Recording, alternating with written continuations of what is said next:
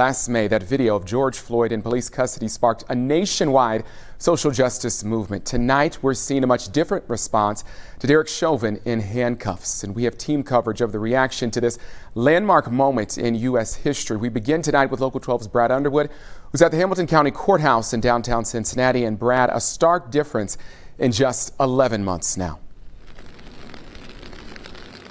Correct. Good evening, Kyle. And I remember being out here for a couple of those days and nights with the large groups of people demonstrating and marching, the raw emotion filling the downtown streets and sidewalks. But as you mentioned, a much different feeling today. The exact opposite. That helplessness, that anger is gone. However, people telling us tonight there is still so much more work to be done. Unintentional second-degree murder while committing a felony. Find the defendant guilty. As the verdicts come in, social media spreads the message.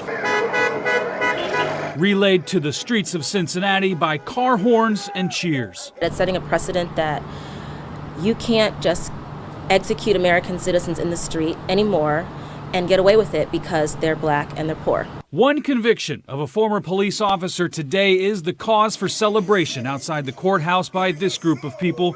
Many at the gathering know this is just one moment. Part of what I'm feeling right now is a sense of relief and a sense that our work is not done. While I think this is an important victory and a result of the real work of millions of people who came out during the summer and since, I still think about the other families. Families, specifically in Cincinnati, that Brian Taylor says deserve to have cases reopened.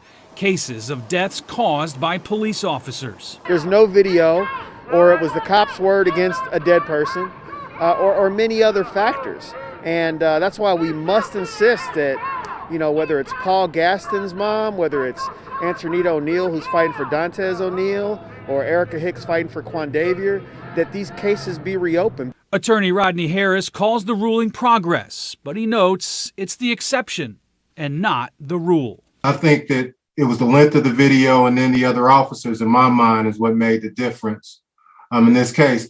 I also think that the diversity in the jury, is always helpful. Now, at the moment, there is only one scheduled demonstration in the upcoming days. That is Saturday at 2 o'clock in the afternoon at the new Prospect Baptist Church, and they do expect that crowd to be much larger than the one that was out here today. Reporting live downtown, Brad Underwood, Local 12 News. All right, Brad, thank you so much.